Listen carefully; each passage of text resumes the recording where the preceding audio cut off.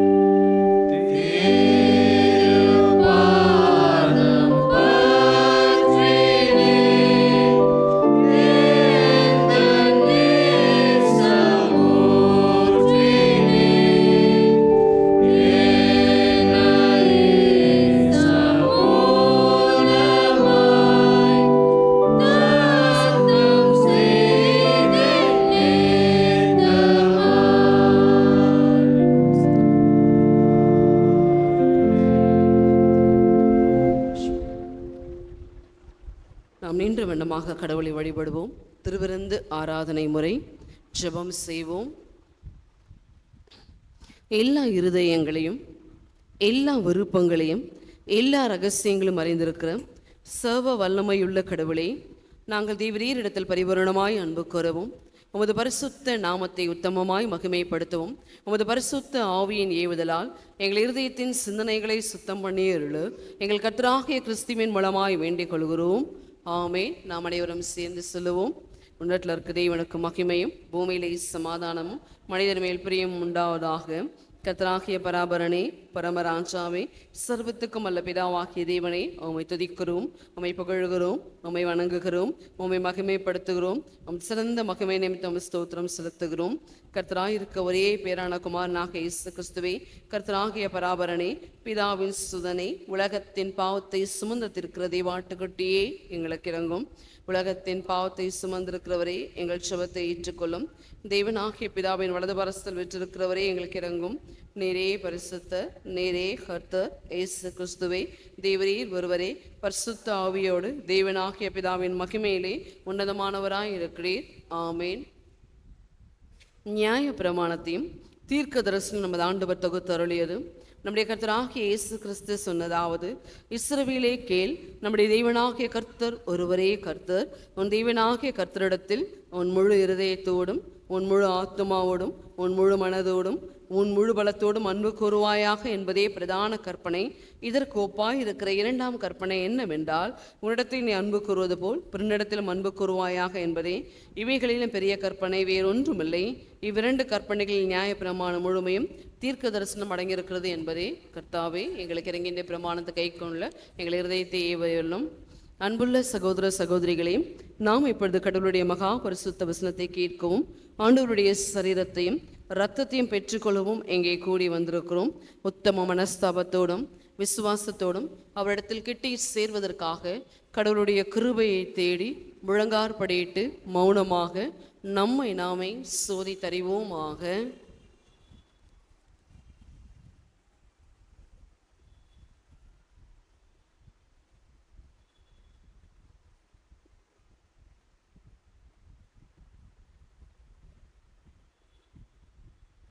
உங்கள் பாவங்களை நிமித்தம் முழு இருதயத்தோடு உண்மையாய் மனஸ்தாபப்பட்டு பிறரிடத்தில் அன்பும் சிநேகமாக இருந்து இனி கடவுளுடைய கற்பனைகளை கைக்கொண்டு புதிதாக்கப்பட்டவர்களாய் அவருடைய பரிசுத்த மார்க்கத்தில் நடப்போம் என்று தீர்மானித்திருக்கிற நீங்கள், நமது ஆண்டவர் இயேசு கிறிஸ்துவின் மூலமாய் சர்வ வல்லமையுள்ள கடவுளோடு ஒப்புரவாகும்படி மறுபடியும் உங்கள் பாவங்களை மனத்தாழ்மையாய் அறிக்கையிடுங்கள். நம்மையே நாம் உணர்ந்தவர்களாய் தேவனுடைய சமூகத்திற்கு முன்பாக அவர் ஒருவர் தவிர நீதிமான் ஒருவரும் இல்லை என்பதை உணர்ந்து மனத்தாழ்மையோடு இந்த பாவ அறிக்கை ஜெபத்தை சேர்ந்து சொல்லுவோம். பரமபிதாவே, உமக்கு விரோதமாகவும் எங்கள் அயலாருக்கு விரோதமாகவும் பாவம் செய்தோம் என்று அறிக்கையிடுகிறோம். ஒளியில் நடவாமல் இருளில் நடந்து வந்தோம். கிறிஸ்துவின் நாமத்தை சொல்லியும் தீமை விட்டு விலகவில்லை. எங்களுக்கு இறங்க வேண்டும் என்று உம்மிடம் மன்றாடுகிறோம். இயேசு கிறிஸ்து நிமித்தம் உங்கள் பாவங்கள் எல்லாவற்றையும் மன்னியும். உமது பரிசுத்த ஆவியினாலே எங்களை சுத்திகரித்து எங்கள் மனசாட்சி உயிர்ப்பித்தருளும். உமது பரிசுத்த நாமத்துக்கு மகிமை உண்டாகும்படி நாங்கள் இனி புது ஜீவன் உள்ளவர்களாய் உமக்கு ஊழியம் செய்யத்தக்கதாக மற்றவர்களுக்கு மன்னிக்க எங்களுக்கு உதவி புரியும். ஆமேன். இயேசு கிறிஸ்துவின் மூலமாய் தம்மிடத்தில் உண்மையாய் மனம் திரும்புகிற யாவருக்கும் அருளப்படுகிற கிருபை நிறைந்த அருள்வாக்கை கேளுங்கள். வருத்தப்பட்டு பாரம் சுமக்கிறவர்களே, நீங்கள் எல்லோரும் என்னிடத்தில் வாருங்கள், நான் உங்களுக்கு இளைப்பாறுதல் தருவேன். தெய்வன் தம்முடைய ஒரே பேரான குமாரனை விசுவாசிக்கிறவன் எவனோ அவன் கெட்டு போகாமல் நித்திய ஜீவனை அடையும்படிக்கு அவரை தந்தர் இவ்வளவாய் உலகத்தில் அன்பு கூர்ந்தார். பாவிகளை இரட்சிக்க கிறிஸ்து இயேசு உலகத்தில் வந்தார் என்கிற வார்த்தை உண்மையும் எல்லா அங்கீகரிப்புக்கும் பாத்திரமுமானது. ஒருவன் பாவம் செய்வானால் நீதிபரராய் இருக்க இயேசு கிறிஸ்து நமக்காக பிதாவினிடத்தில் பரிந்து பேசுகிறவராய் இருக்கிறார். நம்முடைய பாவங்களை நிவர்த்தி செய்கிற கிருபாதார பலி அவரே.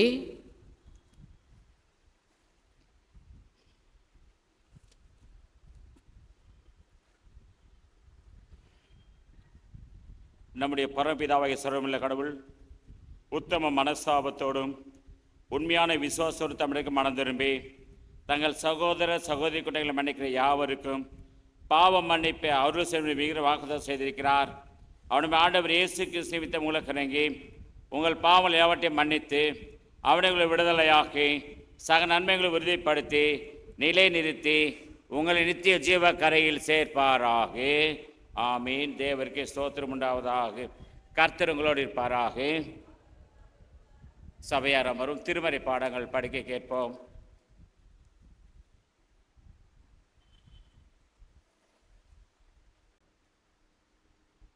முதலாம் திருமறை பகுதி யோசுவா 4வது அதிகாரம் 1 முதல் 9 வரை.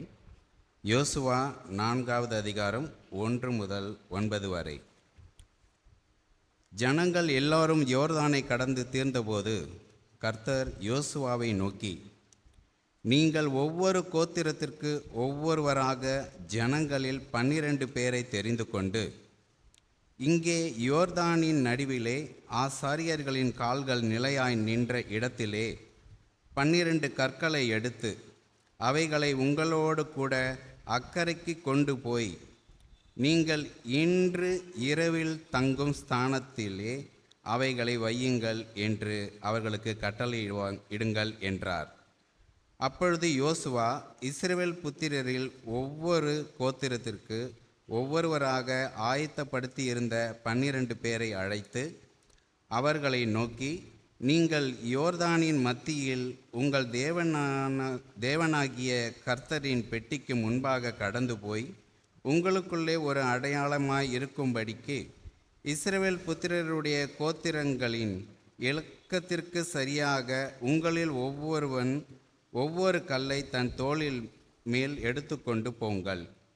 நாளை இந்த கற்கள் ஏதென்று உங்கள் பிள்ளைகள் உங்களை கேட்கும்போது நீங்கள் கர்த்தருடைய உடன்படிக்கையை பெட்டிக்கு முன்பாக யோர்தானின் தண்ணீர் பிரிந்து போனதினால் அவைகள் வைக்கப்பட்டிருக்கிறது, யோர்தானை கடந்து போகிற போது யோர்தானின் தண்ணீர் பிரிந்து போயிற்று, ஆகையால் இந்த கற்கள் இஸ்ரவேல் புத்திரருக்கு என்றென்றைக்கும் நினைப்பூட்டும் அடையாளம் என்று சொல்லுங்கள் என்றார்.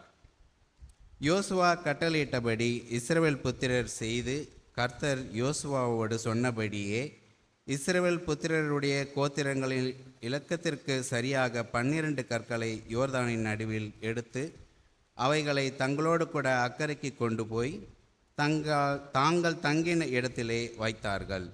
யோர்தானின் நடுவிலும் உடன்படிக்கையை பெட்டியை சுமந்த ஆசாரியரின் கால்கள் நின்ற இடத்திலே யோசுவா 12 கற்களை நாட்டினான். அவைகள் இந்நாள் மட்டும் அங்கே இருக்கிறது. வாசிக்கும்படியாக கொடுக்கப்பட்ட முதலாம் வேத பகுதி வாசித்து முடிந்தாயிற்று. தேவனுக்கே மகிமை உண்டாவதாக. ஆமென்.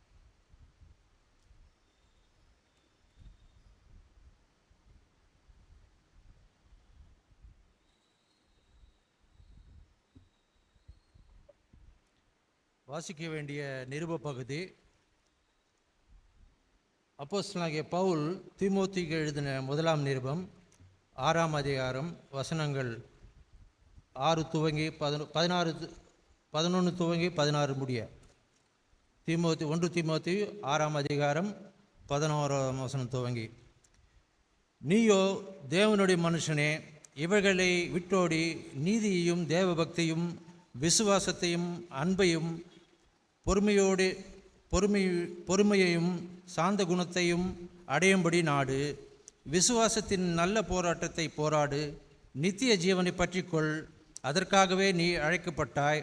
அநேக சாட்சிகளுக்கு முன்பாக நல்ல அறிக்கையை பண்ணினுமாய் இருக்கிறாய். நம்முடைய கர்த்தராக இயேசு கிறிஸ்து பிரசன்னமாகும் வரைக்கும் நீ இந்த கற்பனையை மாசில்லாமலும் குற்றமில்லாமலும் கை கொள்ளும்படிக்கு எல்லாவற்றையும் உயிரோடு இருக்க செய்கிற தேவனுடைய சன்னிதானத்திலேயும் பொந்து பிலாத்தின் முன்னின்று நல்ல அறிக்கையை சாட்சியாக விளங்க பண்ணின கிறிஸ்து இயேசுனுடைய சன்னிதானத்திலேயும் உனக்கு கட்டளையிடுகிறேன். அந்த பிரசன்னமாகுதலை தேவன் தம்முடைய காலங்களிலே வெளிப்படுத்துவார்.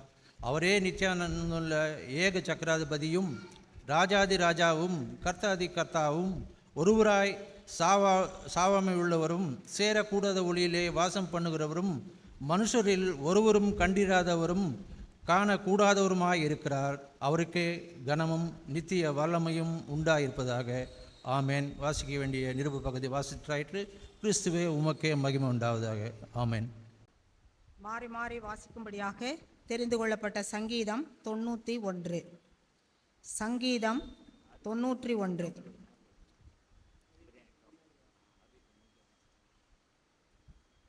உன்னதமானவரின் மறைவில் இருக்கிறவன் சர்வ வல்லவருடைய நிழலில் தங்குவான்.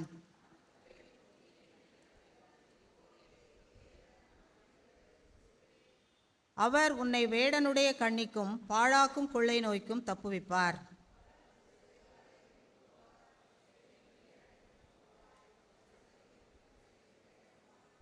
இரவில் உண்டாகும் பயங்கரத்துக்கும் பகலில் பறக்கும் அம்புக்கும்.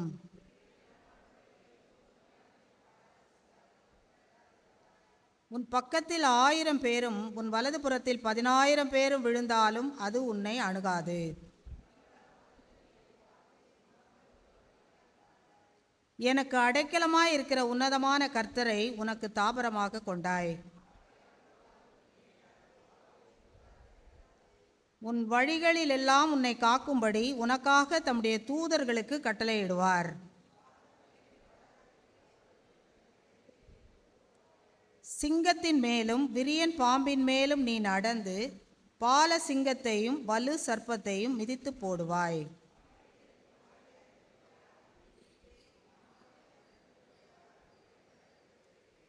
அவன் என்னை நோக்கி கூப்பிடுவான், நான் அவனுக்கு மறு உத்தரவு அருளி செய்வேன். ஆபத்தில் நானே அவனோடு இருந்து அவனை தப்புவித்து அவனை கனப்படுத்துவேன். பிதாவுக்கும் குமாரனுக்கும் பரிசுத்த ஆவிக்கும் மகிமை உண்டாவதாக. வாசிக்க வேண்டிய நற்செய்தி பாடம் மத்தேயு எழுதின சுவிசேஷம் 13ஆம் அதிகாரம் வசனங்கள் 1 முதல் 9 வரை. மத்தேயு 13ஆம் அதிகாரம் வசனங்கள் 1 முதல் 9 வரை. இயேசு அன்றைய தினமே வீட்டிலிருந்து புறப்பட்டு போய் கடலோரத்திலே உட்கார்ந்தார். திரளான ஜனங்கள் அவரிடத்தில் கூடி வந்தபடியால் அவர் படவில் ஏறி உட்கார்ந்தார். ஜனங்கள் எல்லாரும் கரையிலே நின்றார்கள். அவர் அநேக விசேஷங்களை ஊமைகளாக அவர்களுக்கு சொன்னார். கேளுங்கள், விதைக்கிறவன் ஒருவன் விதைக்க புறப்பட்டான். அவன் விதைக்கையில் சில விதை வழி அருகே விழுந்தது. பறவைகள் வந்து அதை பட்சித்து போட்டது. சில விதை அதிக மண்ணில்லாத கற்பாறை இடங்களில் விழுந்தது. மண் ஆழமாயிராததினாலே அது சீக்கிரமாய் முளைத்தது. வெயில் ஏறின போதோ தீந்து போய் வேரில்லாமையால் உலர்ந்து போயிற்று. சில விதை முள்ளுள்ள இடங்களில் விழுந்தது. முள் வளர்ந்து அதை நெருக்கி போட்டது. சில விதையோ நல்ல நிலத்தில் விழுந்து சிலது 100ஆகவும் சிலது 60ஆகவும் சிலது 30ஆகவும் பலன் தந்தது. கேட்கிறதற்கு காதுள்ளவன் கேட்க கடவன் என்றார் என்பதே. வாசிக்க வேண்டிய நற்செய்தி பாடம் வாசித்தாயிற்று. தேவனே உமக்கே ஸ்தோத்திரம் உண்டாவதாக. ஆமேன். அருமையானவர்களே, ஞாயிறு பள்ளி பிள்ளைகள் தயவுசெய்து ஞாயிறு பள்ளி வகுப்பு கலமானங்கள் கேட்டுக்கொள்கிறோம். பிள்ளைகள் ஆலயத்தில் 2வது காணிக்கை முடிந்து செல்லும்போது, அதை முதல் காணிக்கையில் செல்லும்போது தயவுசெய்து குழந்தை செல்வங்களை நீங்கள் ஞாயிறு பள்ளிக்கு அனுப்புமாறு உங்களை அன்புடன் கேட்டுக்கொள்ளுகின்றேன். பிள்ளைகளை எதற்கேற்ப வளர்ப்பதற்கு சிறப்பாக இருக்கும். ஆகவே பெற்றோர்கள் நீங்கள் மனதில் வைத்துக் கொள்ளுமாறு உங்களை நான் அன்புடன் கேட்டுக்கொள்கின்றேன். நாம் அனைவரும் நீண்டவனமாக பாடல் எண் 207 பாதம் ஒன்றே வேண்டும் என்ற பாடலை அனைவரும் நீண்டவனமாக சேர்ந்து பாடுவோம். அப்போது நாம் கடவுளுக்கு என்று நம்மை காணிக்கையும் தசம காணிக்கை வரையும் படைப்போம்.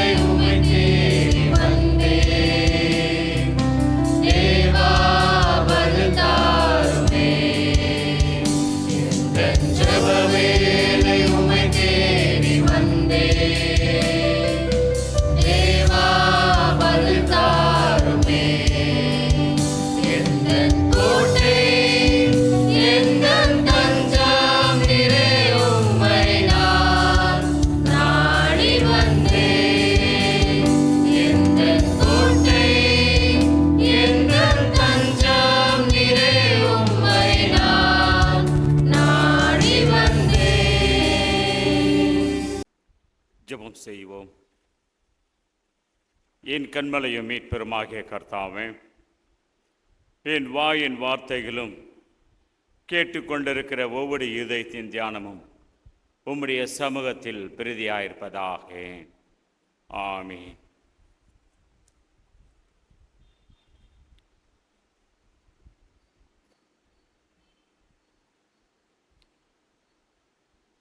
கிறிஸ்துவுக்குள் அருமையானவர்களே, ஆண்டவராகிய இயேசு கிறிஸ்துவின் இனிய திருப்பெயரை உங்களை நான் வாழ்த்துகின்றேன், வரவேற்கின்றேன். சிறப்பாக இந்த மகிழ்ச்சியான நாளில் உழைப்பதில் நானும் பெருத்த மகிழ்ச்சி அடைகின்றேன். இறைவனை தேடி வந்திருக்கிற உங்கள் உள்ளங்களுக்கும் உங்கள் இல்லங்களுக்கும் தேவையான அனைத்து ஆசீர்வாதங்களையும் அனைத்து நன்மைகளையும் இறைவன் நிறைவாக தந்து உங்கள் வாழ்க்கையின் பயணத்திடைப்பட்டு நன்மையும் கிருபையும் தொடர வாழ்த்துகின்றேன். வந்திருக்கிற ஒவ்வொருவரையும் கடவுள் தொடர்ந்து ஆசீர்வதித்து சிறப்பாக வழிநடத்துவாராக. ஆமீன். அருமையானவர்களே, நம்முடைய தென்னிந்திய திருச்சபை முறையின்படி இன்றைக்குரிய தலைப்பாக நாம் பார்த்தோம் என்று சொன்னால், இறையியல் கல்வி, பற்றுறுதியாளரை உருவாக்குதல், the making of the faithful, நம்பிக்கையாளரை பற்றுறுதியாளரை உருவாக்குதல். இந்த தலைப்பு நமக்கு பேராயத்தின் வழியாக கொடுக்கப்பட்டு இருக்கின்றது. முன்னுரையாக சில வார்த்தைகளை பகிர்ந்து கொண்டு நான் அருளைக்கு செல்ல ஆசைக்கின்றேன். இறையியல் கல்வி, இறையியல் கல்வி, இறைவனை பற்றி அறிகின்ற, முழுமையாக தெரிந்து கொள்கின்ற கல்வி இந்த இறையியல் கல்வி. கிறிஸ்தவ நம்பிக்கையை உறுதிப்படுத்துகின்றது. இறை என்பது கடவுளின் தன்மையையும் கடவுளின் வழிநடத்துதலையும் செயல்பாடுகளையும் மையப்படுத்துகிறது. உலகில் கற்கும் கல்வி போன்றதல்ல, அறிவும் ஆற்றல் மட்டுமல்ல, இறைவன் மீதான ஆழமான அர்த்தமுள்ள அனுதின வாழ்க்கையிலே செயலாற்றுகின்ற சிறப்பான செய்தியாகும். கடவுளின் உண்மைத்தன்மையையும் வாக்கு பண்ணினதை நிறைவேற்றுகிறதையும் இதனுடைய மைய செய்தியாக நாம் பார்க்கின்றோம். இறையியல் வழியாக இறைவனை புரிந்து கொள்ள முடியும். நீதி, உண்மை, நியாயம், அன்பு, இறை தன்மைகள், இறை பண்புகள், இவையெல்லாம் இதற்கே சிறப்புக்குரியதாக நாம் பார்க்கின்றோம். கடவுள் மீது நாம் வைத்திருக்கின்ற நம்பிக்கை இறையியல் அறிவு சார்ந்தது மட்டுமல்ல, இது ஆவிக்குரிய ஒன்றாகவும் நாம் பார்க்கின்றோம். அருமையானவர்களே, இறையியல் என்பது வார்த்தையோடு சென்றுவிடுவதல்ல, அது வாழ்க்கையோடு செல்லுகின்ற ஒன்று. இறைவார்த்தை இல்லாமல் இறைவனை நாம் தரிசிக்கவோ உணரவோ முடியாது. கடவுளது நம்பிக்கை வைக்க வேண்டும் என்று சொன்னால், நிலைவாழ்வை அடைய வேண்டும் என்று சொன்னால் இறையியல் அவசியமானது. திருமறை சார்ந்தக்கூடியது ஆத்மாவிற்கான அனுதின வாழ்வை கொடுக்கக்கூடிய ஒன்று. அழகாக சொல்லுவார்கள், இந்த இறையியல் என்பது பக்தியை வளர்ப்பதல்ல, இதுவரையில் நம்முடைய பக்தி எப்படி இருக்கிறது என்று அளவிடுகின்ற ஒரு அளவுகோல் தான் இறையியல்.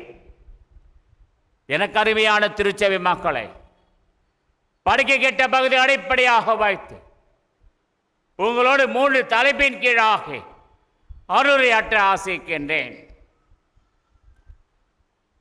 முதல் தலைப்பு, வாழுகின்ற கடவுள். கடவுள் என்றும் வாழ்ந்து கொண்டிருக்கின்றார். அவர் வாழுகிற கடவுள். அவர் இருக்கிறவராக இருக்கிற கடவுள். இஸ்ரேல் மக்கள் எகிப்திலே அடிமைகளாய் வாழ்ந்த காலத்திலே அவர் கூக்கலை கட்டி வேதனை அறிந்து வாழ்வு கொடுக்க இறைவன் மோசேயை அழைக்கின்றார். தன்னை இருக்கிறவராக அடையாளப்படுத்துகிறார். மோசேயின் வழியாக இஸ்ரேல் மக்களை வழிநடத்துகிற கடவுள் இன்று படிக்க கேட்ட முதலாவது திருமறை பகுதியிலே யோசுவா 4ஆம் அதிகாரம் அதனுடைய செய்தியாக தொடர்ந்து வருகிறது.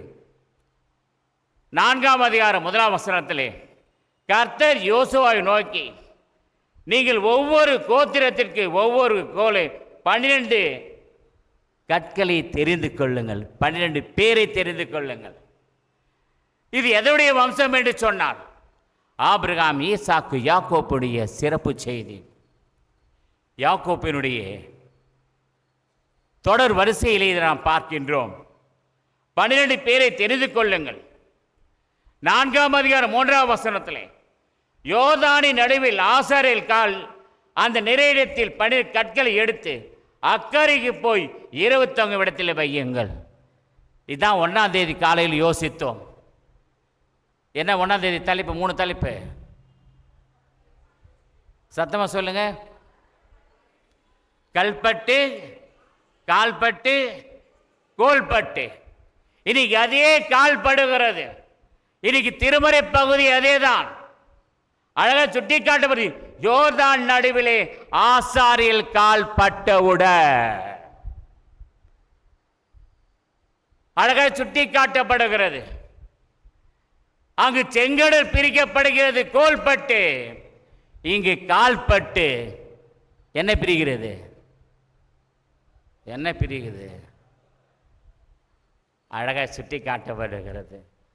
செங்கடல், இந்த இடத்துல அழகாக யோர்தான். பாருங்கள், நடுவாக ஆசாரியர் கால்கள் நிறைய இடத்தில் 12 கற்களை எடுத்து அக்காரைக்கு போய் 21 இடத்திலே வையுங்கள். 12 கோத்திரத்திற்கு தக்கதாக 12 கற்களை எடுத்து செல்லுங்கள். இவர்கள் எல்லாவற்றையும் அனுபவித்து வேதனையோடு பல போராட்டத்தின் மத்தியில், பிரச்சனையின் மத்தியில் அவர்கள் கடந்து செல்லுகின்றார்கள். எங்கு வருகின்றார்கள்?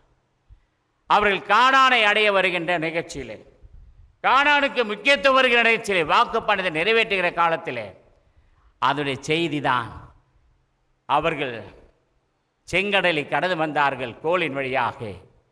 இங்கே கல் பட்டவுடன் கால் படுகிறது.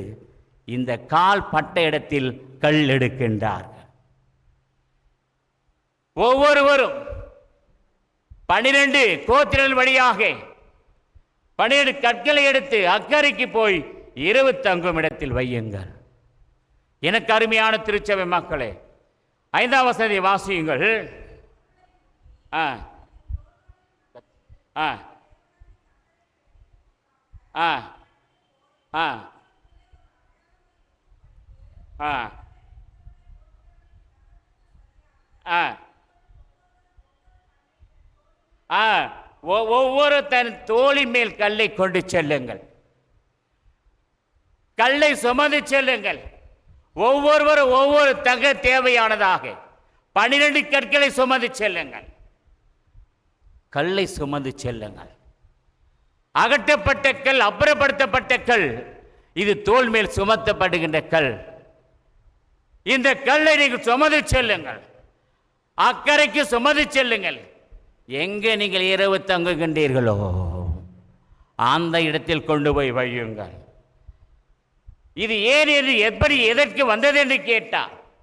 உங்கள் பிள்ளைகள் அதை கேட்கும்போது உடன்படிக்கை பெட்டிக்கு முன்பாக யோர்தானை தண்ணீர் பிரிந்து போனதினால் இஸ்ரேல் மக்களுக்கு என்றைக்கு அடையாளமாக இருக்கும்படி இது ஒரு அடையாளம். இது என்ன செய்தி? ஓடி வருகிற தண்ணீர் குவியலாக நிற்கிறது. குவியலாக நிற்கின்ற தண்ணீர் வேகமாக வந்து கொண்டிருக்கிறது. ஆனால் கால் பட்டவுடன், ஆசாரியர்கள் கால் பட்டவுடன் தண்ணீர் குவியலாக நின்று விடுகிறது. தடை தகர்க்கப்படுகிறது. தடை வழிவிட்டு சென்றது. எனக்கு அருமையான திருச்சபை மக்களே, இந்த ஆண்டவரை நாம் தேடி வந்திருக்கிறோம். பல தேவைகளை எதிர்பார்த்து வந்திருக்கிறோம். நடக்குமா என்று வந்திருக்கிறோம். கிடைக்குமா என்று வந்திருக்கிறோம். எதை நினைத்து நீ உள்ளே வந்தாய்? எந்த காரியத்தை நினைத்து உள்ளே வந்தாய்? தடையை மாற்றி அமைக்கிற ஆண்டவர், குறையை நிறைவாக்குகிற ஆண்டவர். ஆசாரியர் கால் படுகிறது, ஓடி வருகிற தண்ணீர் குவியலாய் நின்றது. யாத்திராகம் 14ஆம் அதிகாரத்திலே செங்கடல் கோல் வைத்து இரண்டாய் பிளக்கப்படுகிறது. அங்கு உலர்ந்த இடத்தில் நடந்தார்கள். இங்கு தண்ணீர் குவியலாய் நிற்கிறது. ஒன்று தெரியுமா, உங்களையும் என்னையும் கடவுள் வழிநடத்த திட்டமிட்டால் சரி, எப்படிப்பட்ட வேதனைகள் வந்தாலும் தடைகள் வந்தாலும் தகர்த்தெறிகிற ஆண்டவர் நம்மோடு கூட இருக்கிறார். ஒருபோது கடவுளை கைவிடுவதை கிடையாது. கைவிடுவதை போல் தோன்றும், விடுவதை போல் தோன்றும், ஒருபோது கடவுள் விட மாட்டார். தண்ணீர் குவியலாய் நின்றது. யோர்தானின் நடுவில் உடன்படிக்கை பெட்டி சுமந்த ஆசாரியர் கால் இடத்திலே 12 கற்கள் எடுக்கப்படுகிறது. எந்த இடத்தில் நின்றார்கள் ஆசாரியர்கள், அந்த இடத்தில் 12 கற்கள் எடுக்கப்பட்டது. இது மைய செய்தி என்ன தெரியுமா? எது தடையாக இருந்ததோ அது படியர் கடியாக மாற்றப்பட்டது. இன்னைக்கு உங்க வாழ்க்கையில், என்னுடைய வாழ்க்கையில் பல தடைகள் இருந்து கொண்டு இருக்கிறது, பல பிரச்சனைகள் இருந்து கொண்டு இருக்கிறது, பல உபத்திரவங்கள் இருந்து கொண்டு இருக்கிறது, பல வேதனைகள் இருந்து கொண்டு இருக்கிறது. ஆனால் ஆண்டவர் ஒருபோதும் கைவிடுவது கிடையாது. எந்த இடத்தில் கால் பட்டதோ அதே இடத்தில் கற்கள் எடுக்கப்படுகிறது.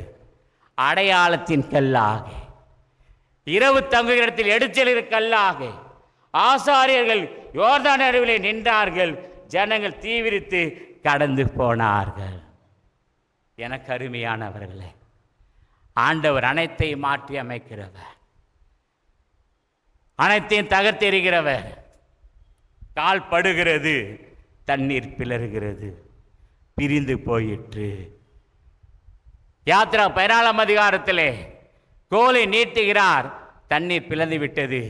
அது செங்கடல், இது யோர்தான்.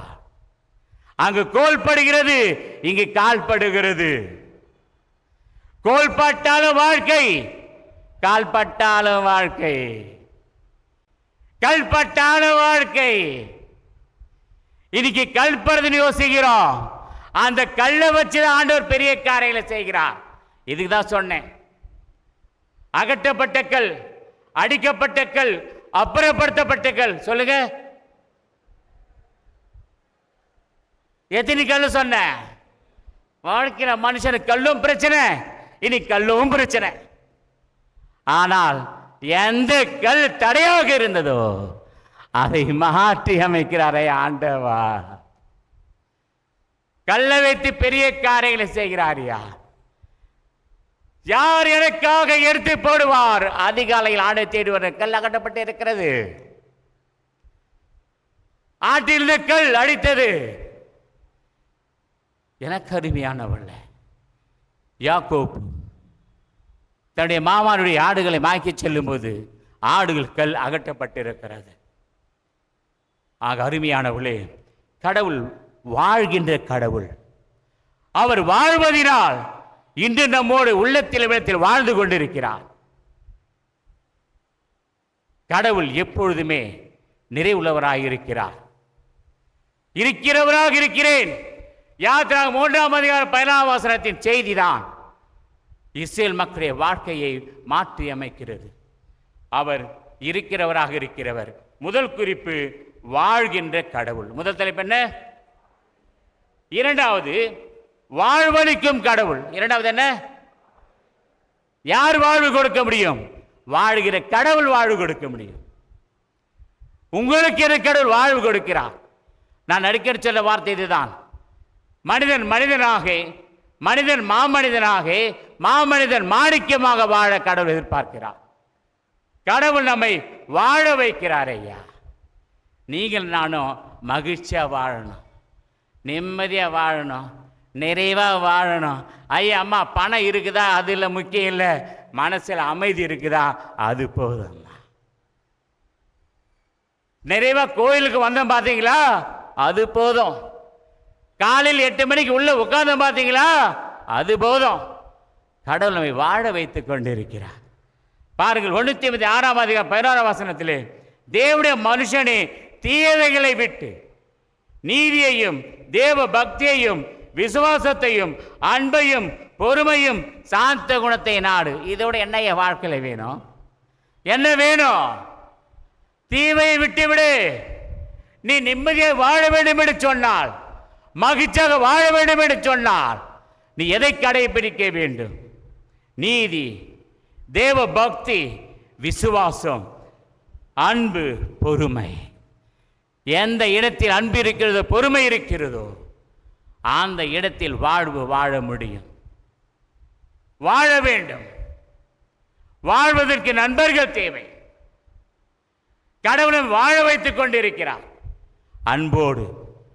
அன்பின் பிறப்பிடமாக, அன்பின் இருப்பிடமாக, அன்பின் சிறப்பிடமாக. எதுன்னு சொன்ன சொல்லுங்க. அன்பின் பிறப்பிடம், அன்பின் இருப்பிடம், அன்பின் சிறப்பிடம். யாருக்கு? ஆண்டவருக்கு. அன்பின் அகரமாக, அன்பின் அகலமாக, அன்பின் ஆழமாக. எதுனே? ஆமா, அன்பின் அகரம், ஆழம் அனைத்தும் ஆண்டவருக்குரியது. அன்பே இல்லாமல் மனிதன் வாழலாம், ஆனால் அது மனித வாழ்க்கையாகாது. எல்லாரும் வாழலையா? அன்போடு வாழறோமா? நினைவோடு வாழுகிறோமா? நிம்மதியோடு வாழறோமா? ஏதோ நாள் வருது போது என்பது வாழ்க்கை அல்ல. வாழுகிற ஒவ்வொரு மணித்துளியும் அன்போடு வாழ வேண்டும். அன்பை மையப்படுத்தி வாழ வேண்டும்.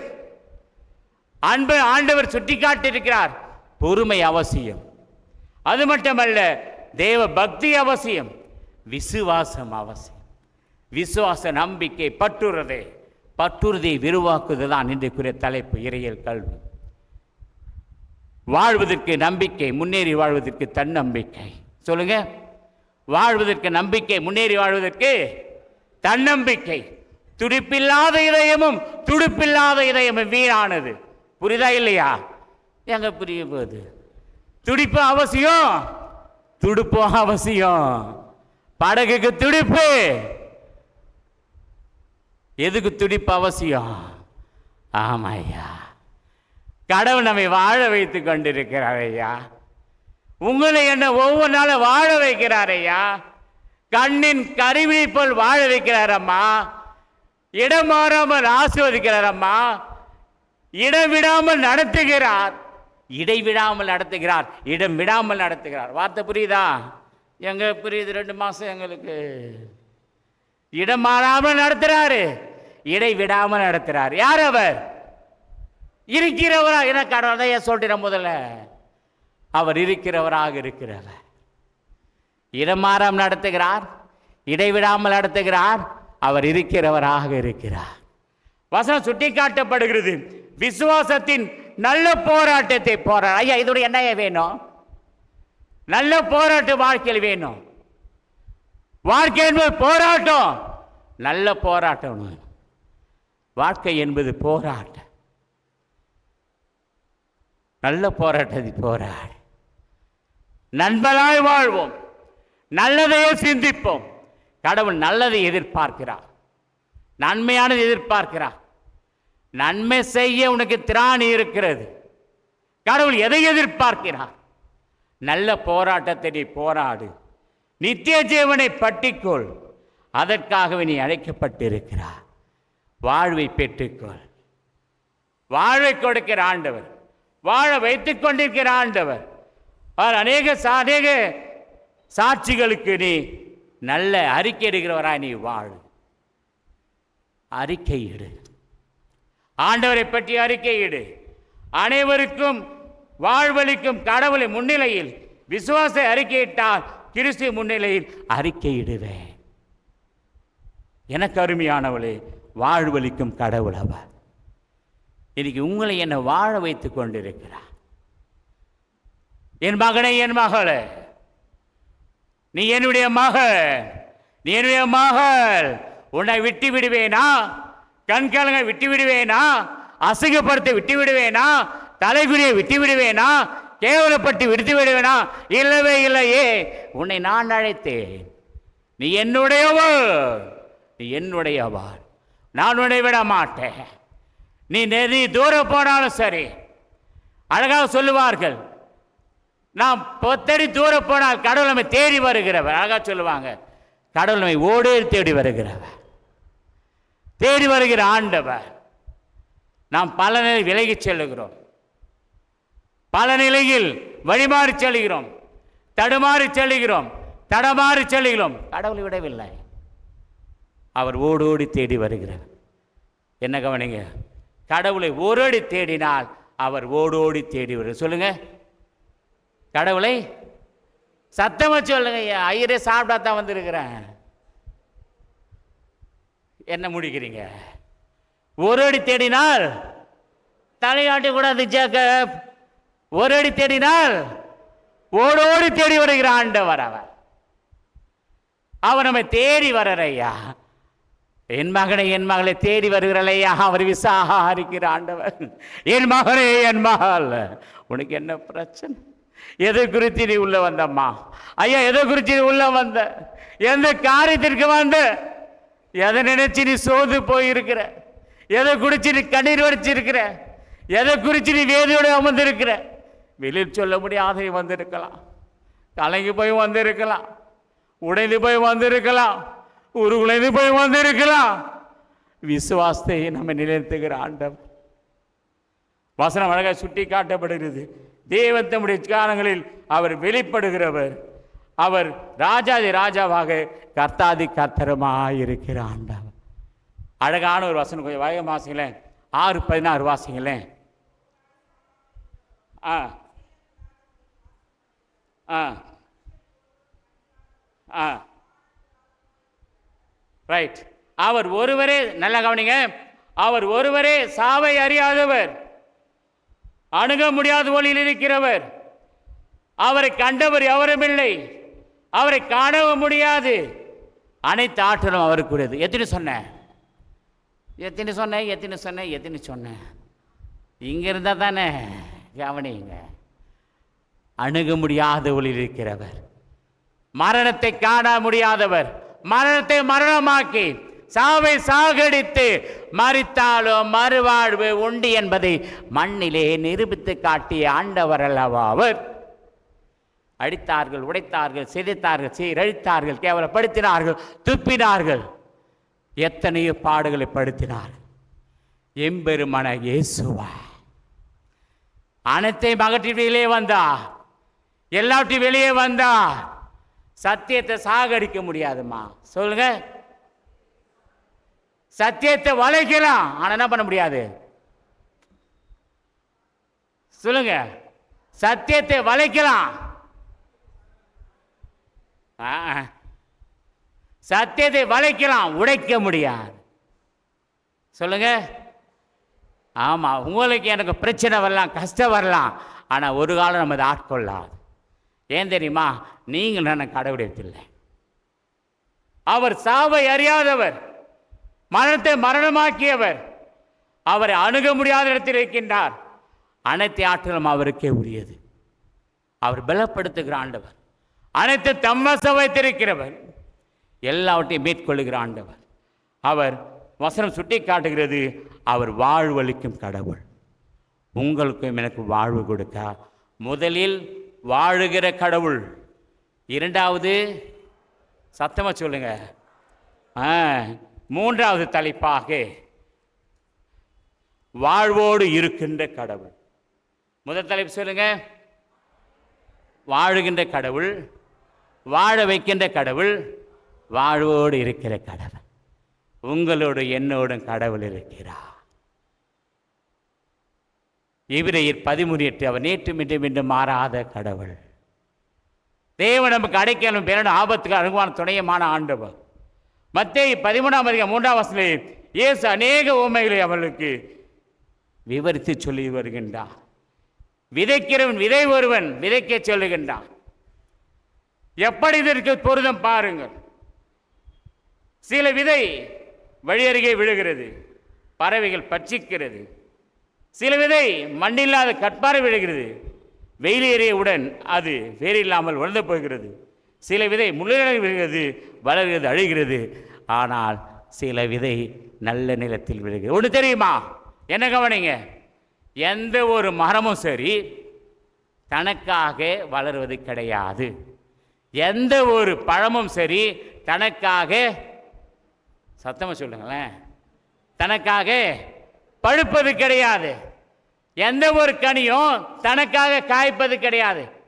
எந்த மரமாவது, எந்த கனியாவது, பழமாவது தனக்காக பழுத்து சாப்பிட்டுக்குதா? சத்தமாக சொல்லுங்க. ஆமாம். நல்ல நிலத்தில் விதை 100, 60, 30. இது சங்கீதம் 1ஆம் அதிகாரத்தில் முதலில் பார்க்கிறோம். 1வது சங்கீதத்தில், நீர்க்கால்களில் ஓரமாக நடப்பதன் காலத்தில் தன் கனி தந்து இலையுதிர்க்க மரத்தை போல் இருப்பான். இலையுதிராது இருக்கிற மரம். பாருங்கள், யோசேப்பு கனித்தரும் செடி. யோசேப்பு அடித்து போட்டு விட்டார்கள், விட்டு விட்டார்கள். பாவம், சகோதரி பார்க்க சென்றது பாகமாகிவிட்டது. ஆனால் எங்கே செல்லுகிறான் அவனுக்கே தெரியாது. விற்கப்பட்டவன் அழைத்து செல்கிறார்கள். குழியில் யோசேப்பு, சிறையில் யோசேப்பு, சிம்மாசனத்தில் யோசேப்பு. சொல்லுங்க. குழியில் யோசேப்பு, சிறையில் யோசேப்பு, சிம்மாசனத்தில் இல்லை, சிகரத்தில் யோசேப்பு.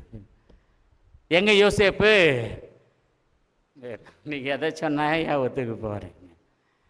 கடவுள் யோசேப்பு எங்க உயர்த்தா தெரியுமா? குழியிலிருந்து சிம்மாசனத்திற்கு போகிறார். கனித்தரும் செடி யோசேப்பு.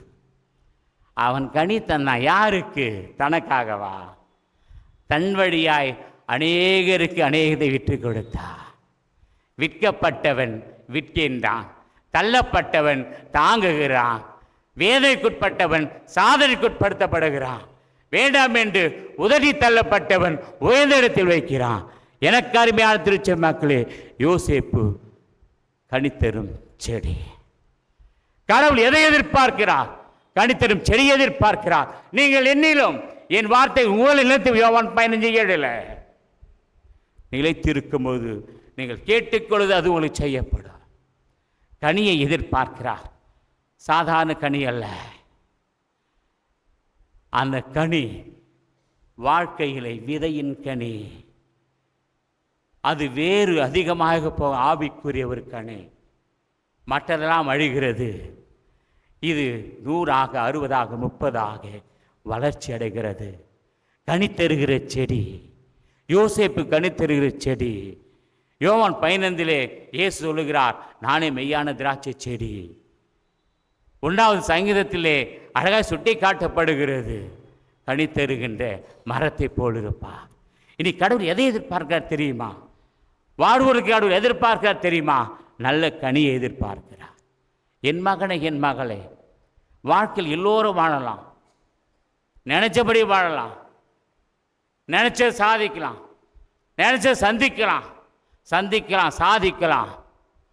ஆனால் கடவுள் எதிர்பார்க்கிற கனியை தர வேண்டும் என்றால் கடவுளோடு நாம் அடையாளப்படுத்த வேண்டும்.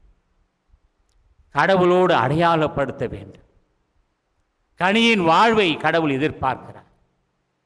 எப்படி ஒரு மரம் தனக்காக வளருவதில்லையோ, ஒரு பழம் தனக்காக பழுப்பதில்லையோ, ஒரு கனி தனக்காக காய்ப்பதில்லையோ, நீங்களும் அப்படி இருக்க. எப்படி தெரியுமா? இன்னைக்கு என் வழியாக பல நன்மை அடைய வேண்டும், உங்கள் வழியாக பல நன்மை அடைய வேண்டும். இதுதான் கடவுள் எதிர்பார்ப்பு. இதுதான் ஆண்டு எதிர்பார்ப்பது. நான் நல்லா இருந்த போது என்பது வாழ்க்கை அல்ல. என்னால் பல நல்லா இருக்க வேண்டும். நான் மட்டும் வாழ்ந்த போது என்பதல்ல, என்னால் பலர் வாழ வேண்டும். நான் மட்டும் மகிழ்ச்சியாக இருப்பதல்ல, என் வழியாக மற்றர் மகிழ்ச்சி அடைய வேண்டும். எப்போது மற்றர் மகிழ்ச்சியில் அக்கறை கொள்கிறோமோ அப்போது நாம் மகிழ்ச்சி அடைவோம். கொடுத்து பாருங்கள், அதை விட மகிழ்ச்சியை அடைய முடியாது. கொடுக்கும் பொழுதுதான் நிறைவை காண முடியும். ஆண்டவரில் ஆசீர்வாதத்தை பெற முடியும்.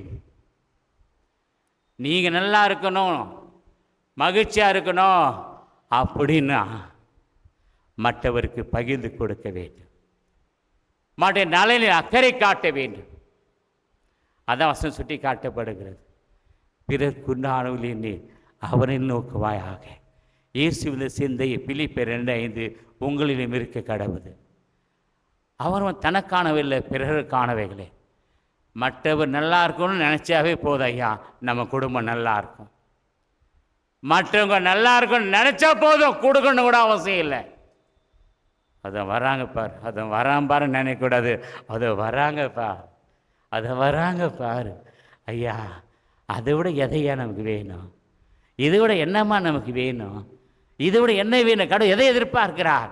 கனி தருகிற வாழ்வு எதிர்பார்க்கிறார். முள்ளில் விழுந்தது அல்ல, கற்பாறை விழுந்தது அல்ல. எதை எதிர்பார்க்கிறார்?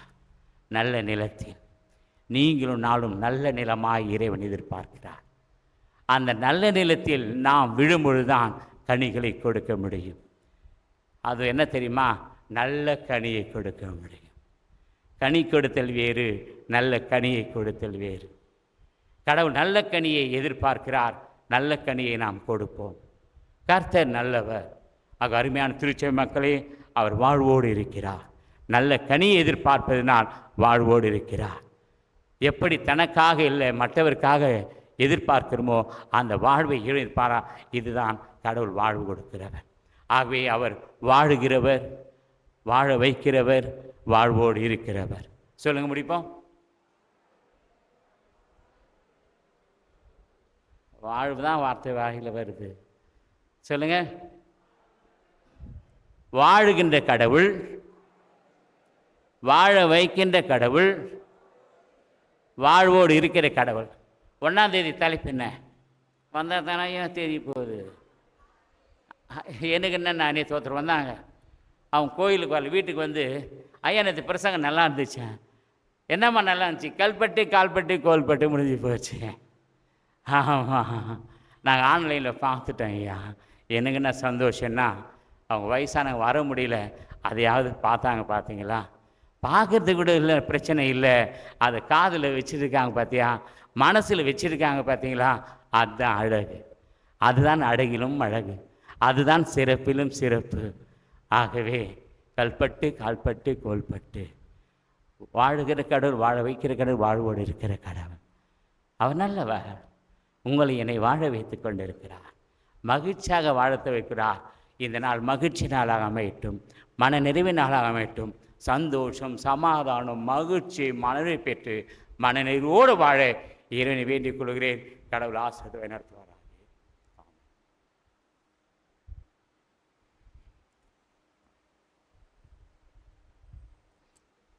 கடவுளுடைய வார்த்தையை கேட்டு நாம் அனைவரும் எழுந்து நின்று நிச்சய விசுவாச பிரமாணத்தை அறிக்கை செய்வோம். வானத்தையும் பூமியையும் காணப்படுகிறதும் காணப்படாதமான எல்லாவற்றையும் படைத்தவராயிருக்கிற சர்வ வல்லமில்ல பிதாவாக்கி ஒரே தேவனை விசுவாசிக்கிறேன். ஒரே கர்த்தருமாய் தேவனுடைய ஒரே பேரடக்குமானமாக இயேசு கிறிஸ்துவை விசுவாசிக்கிறேன். அவர் சகல உலகளும் உண்டாவதற்கு முன்னே தமது பிதாவினாலே ஜனிப்பிக்கப்பட்டவர், தெய்வத்தில் தெய்வமானவர், ஜோதியில் ஜோதியானவர், மெய் தெய்வனில் மெய் தெய்வனானவர், உண்டாக்கப்படாமல் ஜனிப்பிக்கப்பட்டவர், பிதாவோட ஒரே தன்மையுடையவர், சகலத்தையும் உண்டாக்கினவர், மனிதராகிய நமக்காகவும் நமக்கு ரட்சிப்பு உண்டாகும் பரமண்டலத்திலிருந்து இறங்கி பரிசுத்த ஆவியினாலே கன்னி மரியாளிடத்தில் அவதரித்த மனிதனானார். நமக்காக முந்து பிலாத்துவின் காலத்தில் சிலுவையில் அறியுண்டு பாடுபட்டு அடங்க பண்ணப்பட்டார். வேத வாக்கியங்கள்படி 3ஆம் நாள் உயிர்த்தெழுந்தார். பரமண்டலத்துக்கு ஏறி பிதாவின் வலது பாசில் பெற்றிருக்கிறார். உயிருள்ளோரையும் மரித்தோரையும் நியாயம் தீர்க்க மகிமையோடு திரும்ப வருவார். அவருடைய ராட்சியத்திற்கு முடிவில்லை. கர்த்தருமாய் ஜீவனை கொடுக்கிறவருமாய் பிதாவின் குமாரன் என்று புறப்படுகிறவருமாய் பிதாவோடு குமாரனோடு கொடுத்து ஸ்தோத்திரிக்கப்படுகிறமாய் தீர்க்கதரிசி மூலமாக உரைத்தமாய் விசுவாசிக்கிறேன். ஒரே பரிசுத்த பொதுவான அப்போஸ்தல திருச்சபை உண்டு என்று விசுவாசிக்கிறேன். பாவம் மன்னிப்புக்கு என நியமிக்கப்பட்ட ஒரே ஞானஸ்தானத்தை அறிக்கிறேன். மரித்தோர் வீட்டதிலும் மறுமைக்குரிய ஜீவனும் உண்டாகும் என்று காத்திருக்கிறேன். ஆமென். திருச்சபை ராமரமும் இப்போ திருச்சபைக்கான அறிவிப்புகளை நாம் வாசிக்க கேட்போம்.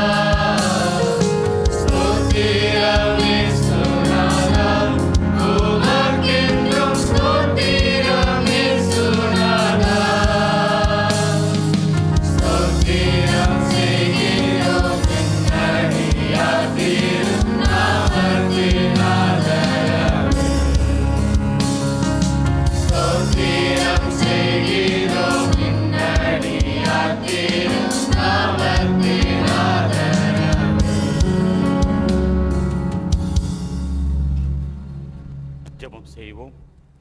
எங்களை நேசிக்கிற அன்பின் கடவுளே, நாளுக்காக நன்றி செலுத்துகிறோம்.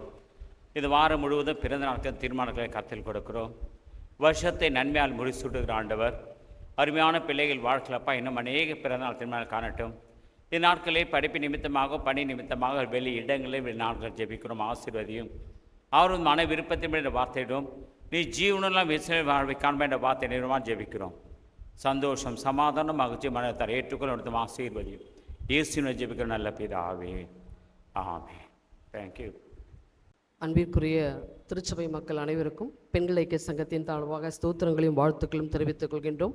வருகின்ற 4வது ஞாயிறு 24 இம்மாதம் 24ஆம் தேதி பெண்கள் ஞாயிறாக அனுசரிக்கின்றோம். திருச்சபையில் உள்ள அத்தனை பெண்களுமே நீங்கள் பங்கு பெறும்படியாக உங்களை அன்போடு நான் அழைக்கின்றேன். பெண்கள் ஐக்கிய சங்கத்தின் சார்பாக திருச்சபை மக்களுக்கு ஒரு வேதாகம தேர்வை நடத்தலாம் என்று சொல்லி திட்டமிட்டிருக்கிறோம். திருச்சபை மக்கள் அத்தனை பேருமே சிறு குழந்தை முதற்கொண்டு பெரியவர்கள் வரை நீங்கள் பங்கேற்கலாம். இந்த திருமுறை இந்த வேதாகம தேர்விற்குரிய பகுதி என்னவென்று சொன்னால், நம்முடைய திருமறையில் இருக்கின்ற பொருளடக்கம் இண்டெக்ஸ் 66 ஆகமங்களிலிருந்து தேர்வுகள் வைக்கப்பட உள்ளது. இந்த தேர்வு வருகின்ற 3வது ஞாயிறு திருவிருந்து வழிபாடு முடிந்தவுடனே ஆலயத்தில் நடைபெற இருக்கின்றது. நீங்கள் அனைவருமே பங்கேற்கும்படியாக நான் உங்களை அன்போடு அழைக்கின்றேன். இந்த ஆகமங்களிலிருந்து எப்படி வினாக்கள் கேட்கப்படும் அப்படின்னு கேள்விகள் எழ ஆரம்பிக்கின்றோம்.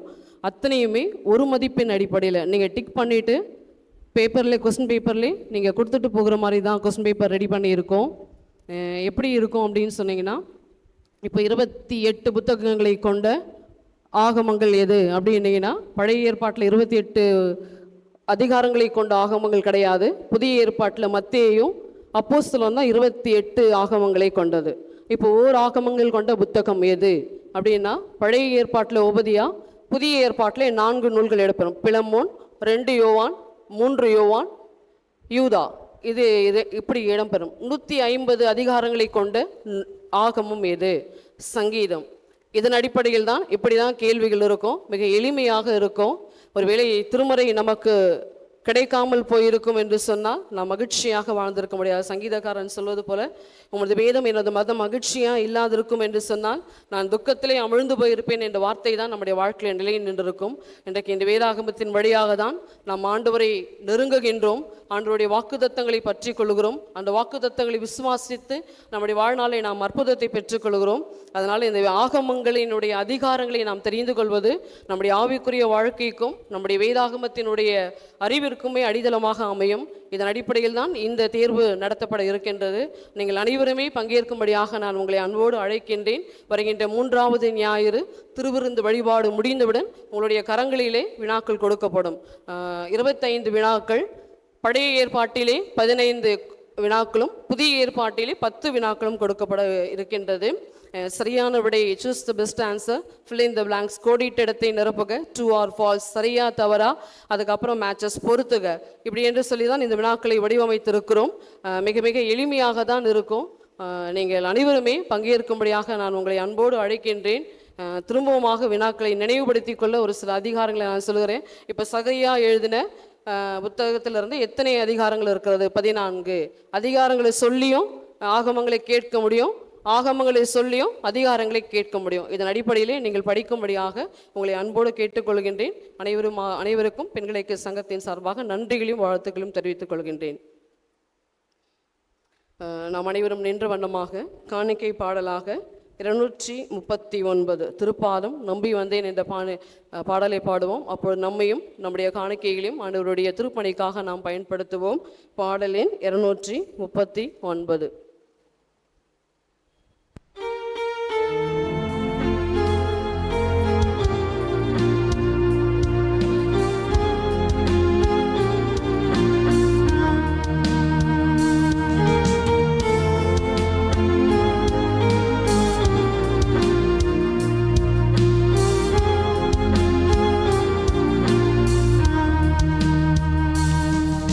திருப்பாதம் நம்பி வந்தேன்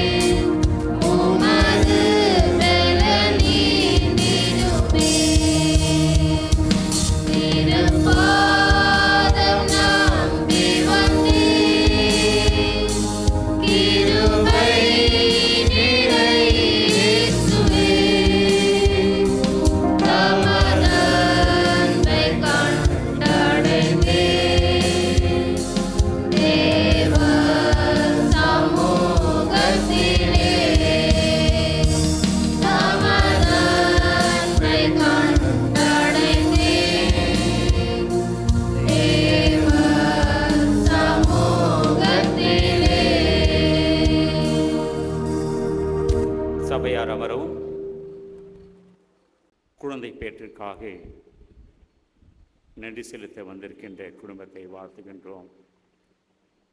எல்லாம் வல்ல கடவுளே, உமது அடியாளாக பெண்ணுக்கு சுகமும் மகிழ்ச்சியுமான பிள்ளை பேற்றை உமது அன்பினாலும் இரக்கத்தினாலும் கொடுத்ததற்காக உமக்கு இருதயபூர்வமாய் நன்றி செலுத்துகிறோம். அவள் பேரிலுள்ள உமது கரிசனையும் அன்பையும் அவள் நினைத்து உமக்கு இடையறாது நன்றி செலுத்தவும் உண்மையாய் சேவிக்கவும் எங்கள் ஆண்டவராக இயேசு கிறிஸ்து மூலம் வேண்டிக் கொள்கிறோம். ஆமீன். எங்கள் பரலோக தந்தையாகி கடவுளை, உமது ஆக்கல் சக்தியாலும் அன்பினாலும் பெண்ணுக்கு பிள்ளை பேராக ஈவு அருளப்பட்டது. இவளுக்கும் இவள் வாழ்க்கை துணைவிற்கும் நேரமும் ஆலோசனை தந்து இவள் தங்கள் குழந்தை நித்திய ஜீவனுக்கு நடத்தும் பாதை வழிநடத்த ஆண்டவன் அருசெயலுமாய் வேண்டிக் கொள்கிறோம். ஆமீன். சொல்லியம்மா மைக்கு நல்லா வச்சுக்க. எங்கள் பிதாவாகிய கடவுளே, எங்கள் பிதாவாகிய கடவுளே, நீர் எங்களுக்கு கொடுத்து குழந்தைக்காக உமக்கு நன்றி செலுத்துகிறோம். அன்பிலும் மகிழ்ச்சியிலும் சமாதானத்திலும் ஒரு குடும்பமாக ஒன்றாய் நாங்கள் வாழ உதவி செய்தருளும். நாங்கள் அனைவரும் உம்மை நேசித்து உம்மை உண்மையாய் சேவிக்க எங்களுக்கு ஞானம் தந்து நாங்கள் நல்ல பெற்றோராய் விளங்க எங்கள் ஆண்டவர் இயேசு கிறிஸ்துவை வேண்டிக் கொள்கிறோம்.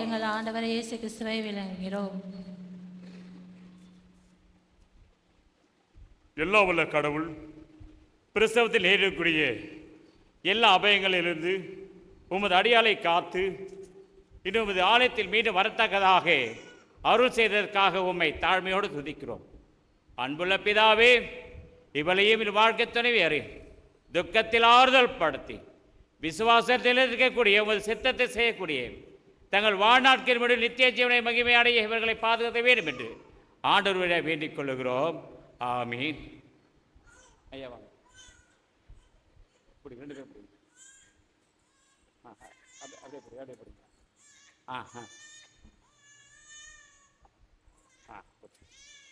பிதா, குமாரன், பரிசுத்தாவிய சர்வவல்லமையுள்ள கடவுளின் ஆசீர்வாதம் உங்கள் போக்கிலும் உங்கள் வரத்திலும் உங்கள் உட்கார்தலிலும் உங்கள் எழுதலிலும் உங்கள் பேச்சிலும் உங்கள் அமைதியிலும் உங்கள் ஜபங்களிலும் உங்கள் வேலைகளிலும் உங்கள் இல்லங்களிலும் கூட்டலிலும் இன்றும் என்றும் நிலைத்திருப்பதாக.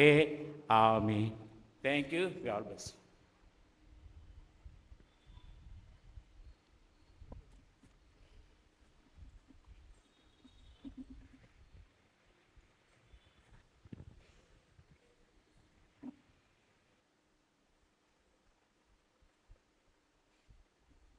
நாம் அப்பன் பகுதிக்கு கடந்து செல்வோம்.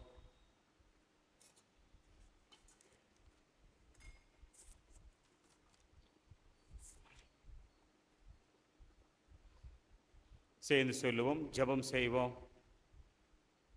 எல்லாத்துக்கும் ஆர்ட் ஆஃப் சர்வீஸ் எடுத்துக்கிடுங்க. எல்லோரும் என்னை பின்பற்றுங்கள் தயவு செய்து. இயேசுவே, உத்தமன ஆசாரரே, இன்னும் விசேஷ பிரசன்னமாக போலவே எங்கள் மத்தியில் பிரசன்னமாகி அப்பத்தை பிள்ளைகளும் நீரே பிதாவோடு பரிசுத்தோடு கலவசி அசாலுகிறீர். ஆமீன். ஆண்டு உங்களோடு இருப்பாராக. உங்கள் இதயத்தை உயர்த்துங்கள். நம்முடைய ஆண்டவரை கடவுள் தோற்றத்தை கடவோம். ஆண்டவரே, பரிசுத்த பிதாவே, சர்வ வல்லமையுள்ள நித்திய கடவுளே, நாங்கள் எக்காலத்திலும் எவ்விடத்திலும் உமக்கு தோத்திர தகுதி நீர் விசேஷ கடமையாக இருக்கிறது. உமது குமாரங்கள் ஆண்டவருமாக இயேசு கிறிஸ்து மூலமாக நீர் வானங்களை பூமியில் அவரை சிருஷ்டித்தீர். மனைவி சாயலாக உண்டாக்கினீர். அவன் பாதை புதுபலனை மீட்டுக் கொண்டீர். ஆதலால் தூதரோடு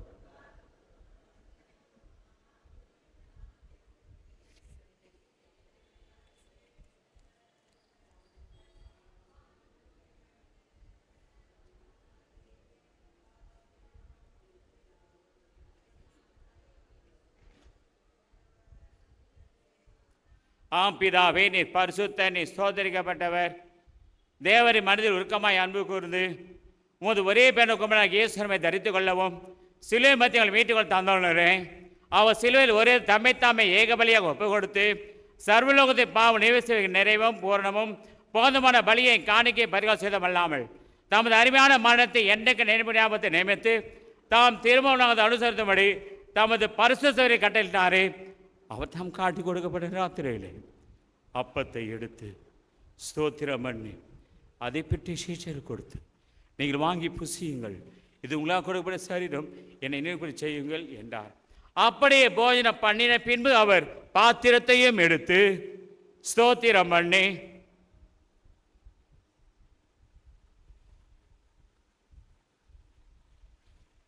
அவர்கள் கொடுத்து, நீ எல்லாரிலே பானம் பண்ணுங்கள், இது பாவமன்னிப்புண்டாகும்படி உங்களுக்காகவும் அநேகருக்கு சிந்தப்படைய புது உடன்படிக்கையுடைய ரத்தம், இதை பானம் பண்ணும்படி நேர்கொள்ள செயல்களை தீர்மானம் பற்றினார். ஆமீன். கர்த்தா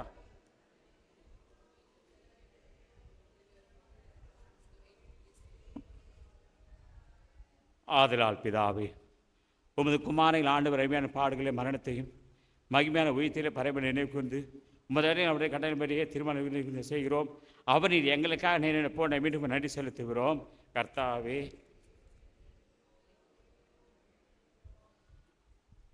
இரக்கமுள்ள பிதாவே, நாங்கள் பிற்கிற அப்பம் கிறிஸ்துவ சரீரத்தின் ஐக்கியமாயும் நாங்கள் ஆசீர்வதிக்கிற பாத்திரம் கிறிஸ்துவ ரத்தத்தின் ஐக்கியமாக இருக்கும்படி எங்களையும் நீரே தந்த அப்பத்தையும் திராட்சரசத்தையும் உமது பரிசுத்தாவில் பரிசுத்தப்படுத்த வேண்டும் என்று மிகுந்த தாழ்மையோடு பிரார்த்திக்கிறோம்.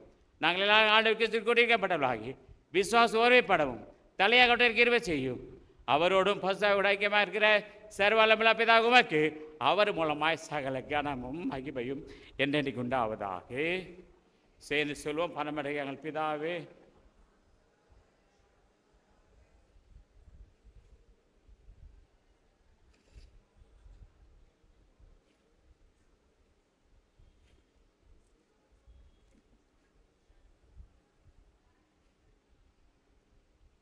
செய்து சொல்லும். இரக்கமுள்ள கர்த்தாவே,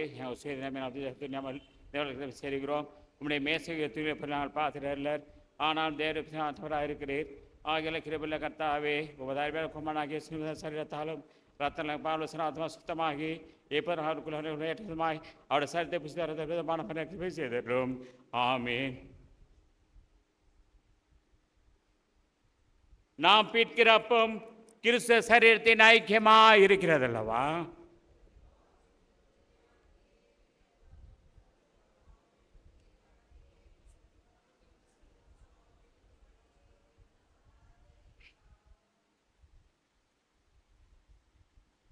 எல்லாம் ஆயுதம் வாருங்கள், கர்த்தருடைய மத்தியிலே பங்கு பெறுங்கள்.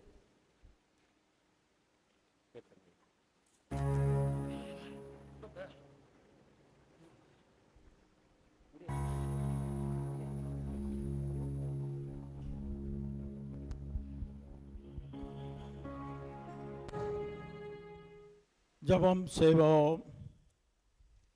எங்களெல்லாம் ஆண்டவர் இந்த அருமையான மனமகிழ்ச்சியின் கால வேலைக்காக மக்கள் நன்றி செலுத்துகிறோம்.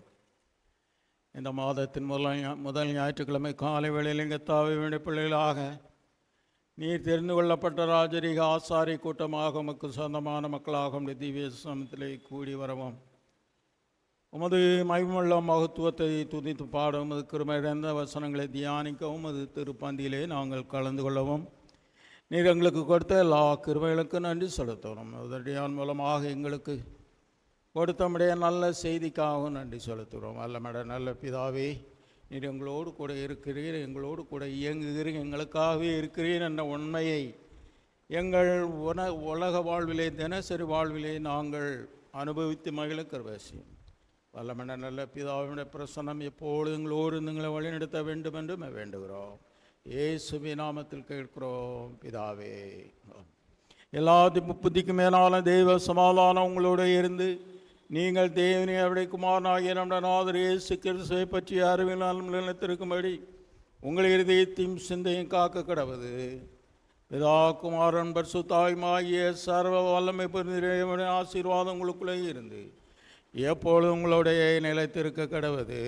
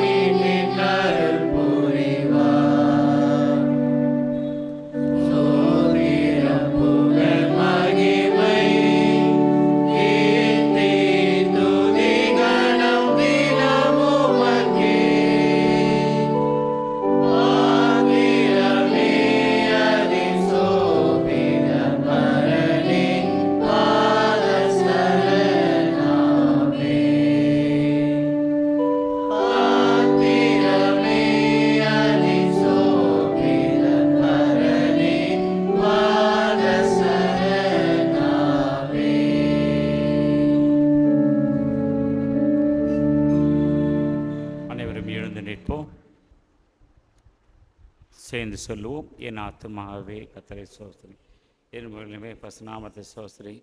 என் ஆத்துமாவே கர்த்தரை சோஸ்திரி, கர்த்தர் செய்த சகலம் மறவாதே. ஆமென்.